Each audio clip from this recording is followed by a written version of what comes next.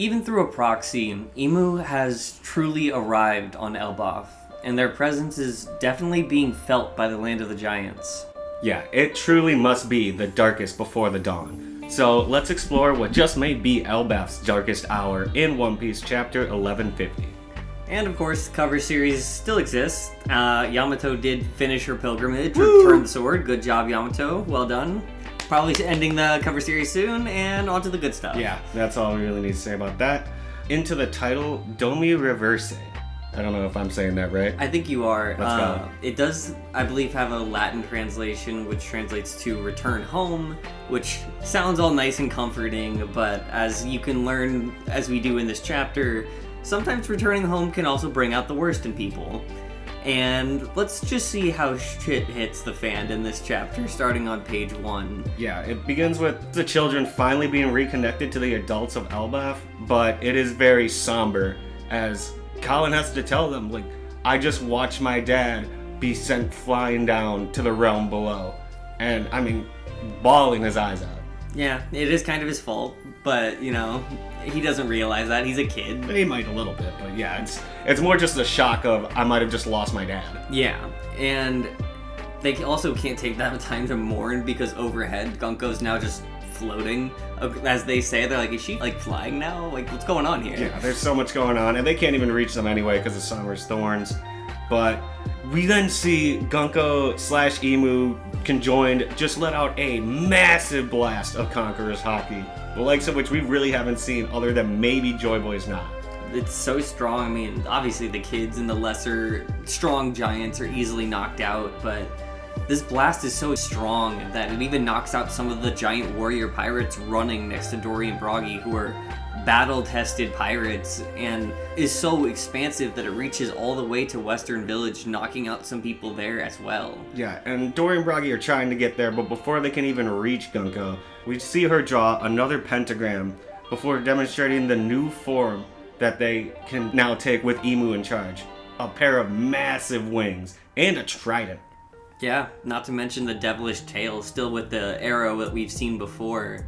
Just like, when you think of a stereotypical, like, old 90s cartoon kind of devil, this is kind of what I imagine. Yeah, I mean, this even makes me think of, like, ancient, like, Chinese dragon type stuff. Just very by the book. Yeah. Devil. Yeah. Demon. Maybe even a sea devil, as I've had an idea for a while, but regardless, there's some devilish things going on here. And attempting to stamp out any sense of rebellion, I'm just gonna call them Gimu for Gunko Gimu. They do, like, start to kind of drill Qilingham and be like, is this the limit of what your nightmares can do? Is this it? Like, just get beat up and die and that's it? Yeah, and he gives us a pretty straightforward answer, like, no, I can do way more. There's more fissures open. Just say the word. You know, he can create them again. Yeah, they can't die. It's like a limitless, kind of like what Cracker was, where he just could keep having more biscuit warriors as long as he was doing it.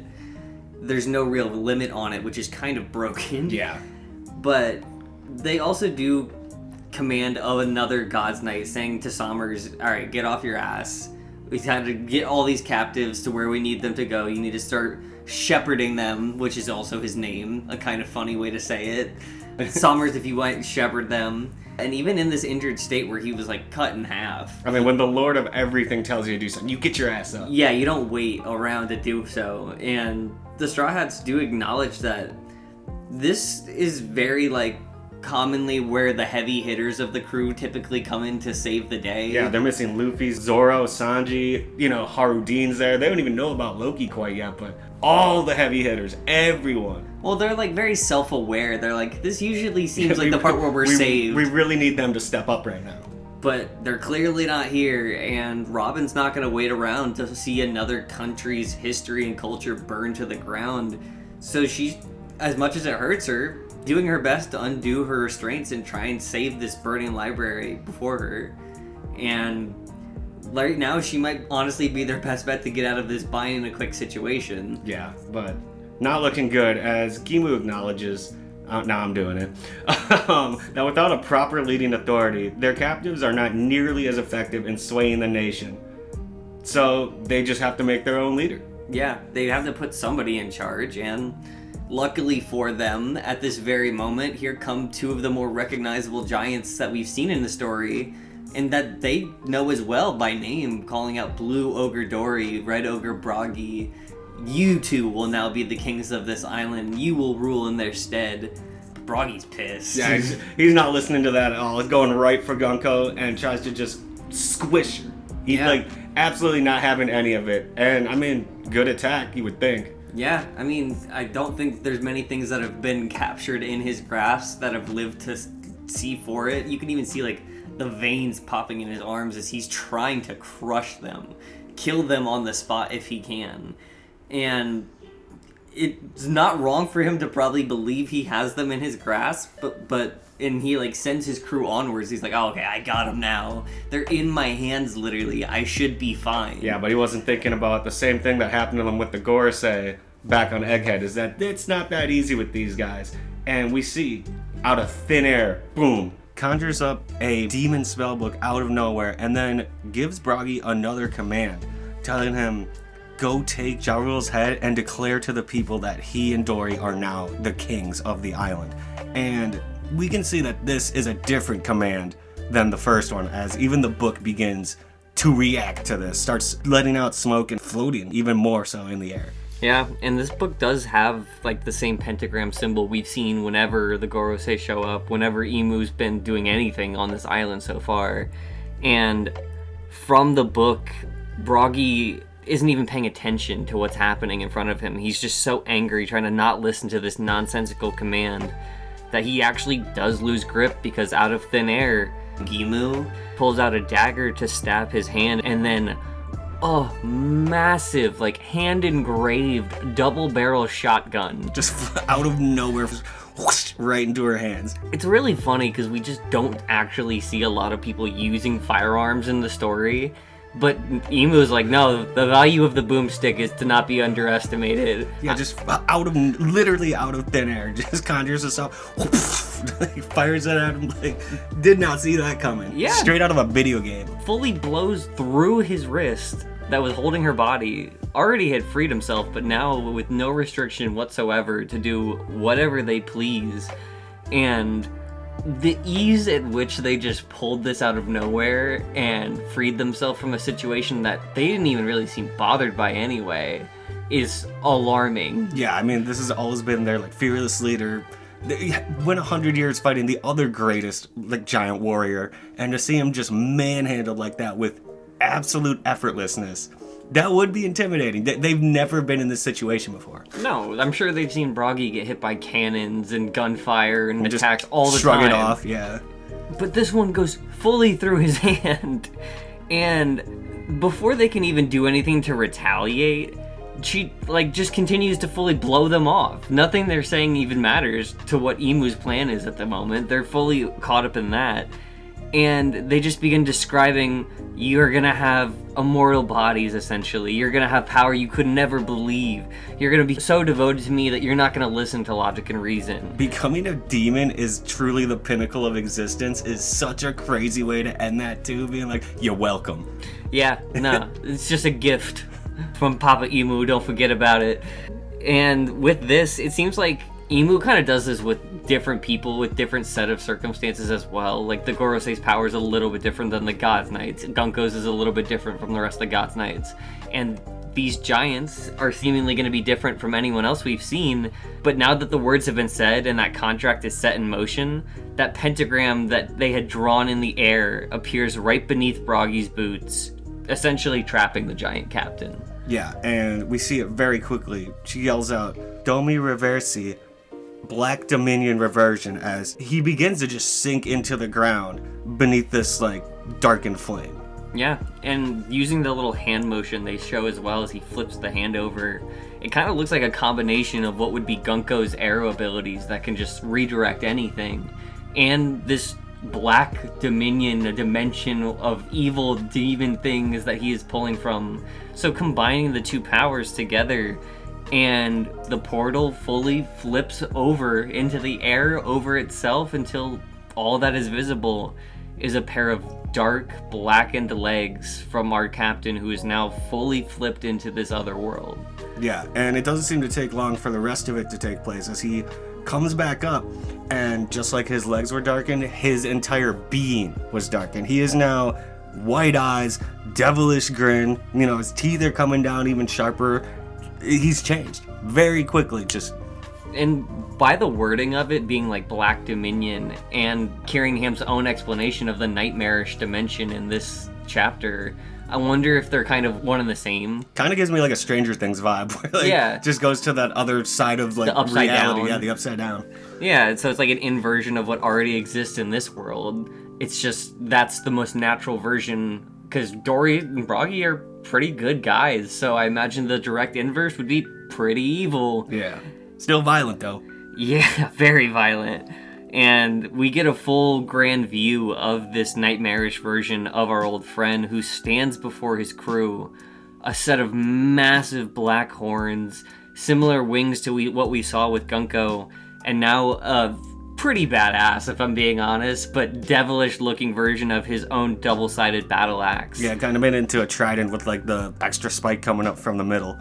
And you feel bad because these guys have clearly come to trust and follow this captain for years. He's never raised a hand against them, but in a moment, what looks like cuts down essentially 3 of his former followers, and he just gets so much satisfaction and joy out of it too, which is so much worse to anybody else that survived and saw him commit this atrocity. Yeah, it's out of nowhere, and I mean, they say that he even took out Dorry for a second, and he's even talking. Like, it's not like he was just possessed and now isn't in any control, isn't himself. Like you said, he's just a darker version of himself, because he says, like, his warrior's pride as he does this swing, and then it's like, I feel like I can do anything. Really reveling in this new power. Yeah, it's just not about the fighting anymore, or the honor of it. It's purely about slaughter and violence, which there's a very thin line, and Gimu has found the way to put him right across that line and into his own possession.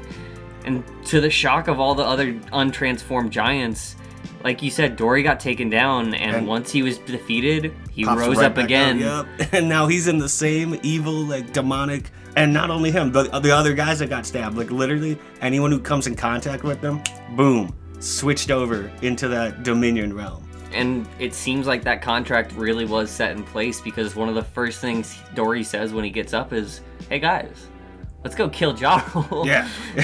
And I mean, everyone, like, the giants who are left realize, like, they're screwed, because we see every one of the other guys now with those same devilish wings, those same horns, and then the tridents of, like, varying sizes and degrees. But yeah, in an instant, they now have completely flipped the field on them. And it doesn't even seem like they necessarily always have to attack them. Like, just 3 giants, like you mentioned, standing between them were transformed just from being between the 2 giant leaders.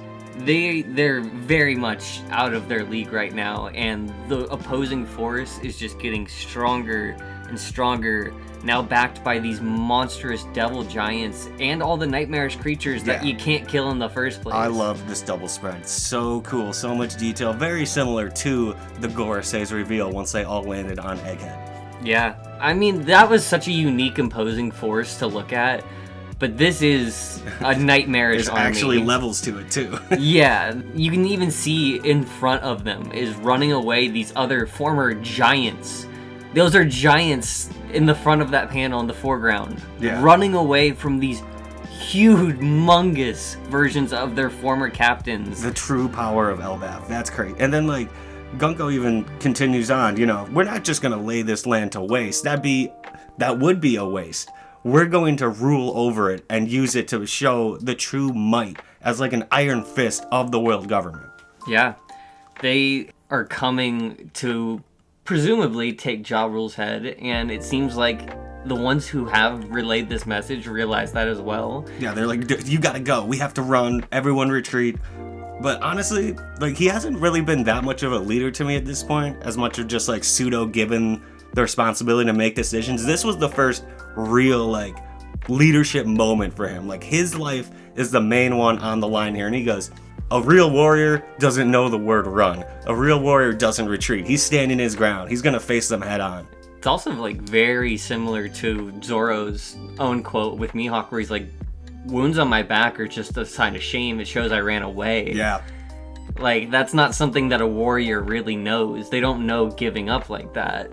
And you're right, I've also been suspecting him of having mixed intentions, and I'm still not fully out of convinced of that. Yeah. But it is kind of like he's their best hope until Loki and Luffy and all of them realize just how dire of the situation they are really in. Yeah, they need to get there ASAP, because like the Straw Hat said near the beginning of the chapter, they're missing all of their best power. Like, and Loki too, Haru Dean, like actually all the best fighters. Gerd can maybe help some of these guys heal up. They need them ASAP. I'm also curious, they got turned by Imu, so there's got to be a way to like turn them back, right? Yeah, this can't really be the end of Dorry and Brogy. I would think especially with the power of the Sun God. That's a good way to view it. Yeah. If there's a way that he could use Gunko's arrow powers in the same way and pull them from like the actual good or even like universe or dominion. cartoonishly just reach into it, some shit like that. Yeah, that's true. The only thing that could counter like the devilish magic is just pure non-logical shenanigans. Tomfoolery. But Elbaf has really reached its witching hour, as many of our strongest allies have been vanquished or turned against us by the will of Imu. And this hidden ruler is no joke. Everything they've done has been impressive and pretty much unstoppable. Unseen, really. Like, this is crazy. They were only hiding because they wanted to. There's no reason they gotta hide with this power. And now we see how someone as powerful as Joy Boy could have been defeated. Oh, for sure. But it really is in the hands of our monster trio and their close by allies if there's any hope for Elbaf to not fall under Imu's full control. And with each chapter, it really feels like the final war is getting closer way faster than I was anticipating. Than anyone, really, man. Because, like, you've got this happening on Elbaf, and then the world government is fighting with the Revolutionary Army right now. They're all already coming together. All the pieces are converging, so you guys let us know, what are your thoughts on Imu's power that they displayed in this chapter, and the fate of the Turned Giants and this nation that we're still fighting for in the comments down below.